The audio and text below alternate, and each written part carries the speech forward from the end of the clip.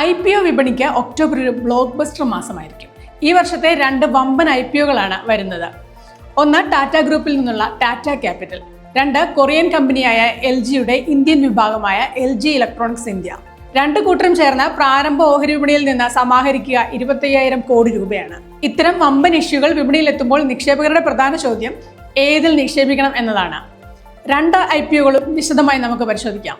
Tata capital IPO ആണ് ആദ്യം നടക്കുക. ഒക്ടോബർ 6 മുതൽ 8 വരെ സമാഹരിക്കുക ഏകദേശം 15,512 കോടി രൂപ. 2025 ഏറ്റവും വലിയ IPO മാത്രമല്ല ഇത്. ടാറ്റ ഗ്രൂപ്പിൽ നിന്നുള്ള ഏറ്റവും വലുത്, NBFC മേഖലയിലെ ഏറ്റവും വലിയ ലിസ്റ്റിംഗുമായിരിക്കും ഇത്. ഓഹരിക്ക് നിശ്ചയിച്ചിരിക്കുന്ന പ്രൈസ് ബാൻഡാണ് ഏറ്റവും ആകർഷകം. 310 രൂപ മുതൽ 326 രൂപ വരെ. അനൌദ്യോഗിക വിപണിയിൽ 735 രൂപയ്ക്കാണ് ഓഹരി വ്യാപാരം നടത്തിയിരുന്നത്. അതുമായി നോക്കുമ്പോൾ പകുതിയിലും താഴെയാണ് വില. ഒക്ടോബർ 7 മുതൽ 9 വരെയാണ് LG ഇലക്ട്രോണിക്സിന്റെ IPO. നിലവിലുള്ള ഓഹരി ഉടമകളുടെ ഓഹരികൾ വിറ്റഴിക്കുന്ന ഓഫർ ഫോർ സെയിൽ മാത്രം. മൊത്തം 10.18 കോടി ഓഹരികൾ ഇറക്കി 11,670.01 കോടി രൂപ സമാഹരിക്കാനാണ് ഒരുക്കം. പ്രൈസ് ബാൻഡ് 1,080-1,140 രൂപ. ടാറ്റ ക്യാപിറ്റൽ IPO വഴി ലഭിക്കുന്ന തുക കമ്പനിയുടെ മൂലധന അടിത്തറ ശക്തമാക്കാനും വായ്പാ ലഭ്യത ഉറപ്പുവരുത്താനുമാണ് വിനിയോഗിക്കുക. അതേസമയം LG ഇലക്ട്രോണിക്സ് പ്രൊമോട്ടർ ഓഹരി മാത്രമാണ് വിറ്റഴിക്കുന്നത് എന്നതിനാൽ കമ്പനിക്ക് ഈ പണം മൂലധനമാക്കി മാറ്റാനാകില്ല.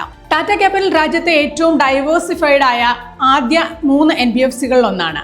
2023 നിന്ന് 2025 സാമ്പത്തിക വർഷം എത്തിയപ്പോൾ കമ്പനിയുടെ ലാഭം 2,946 കോടി രൂപയിൽ നിന്ന് 3,655 കോടി രൂപയിൽ.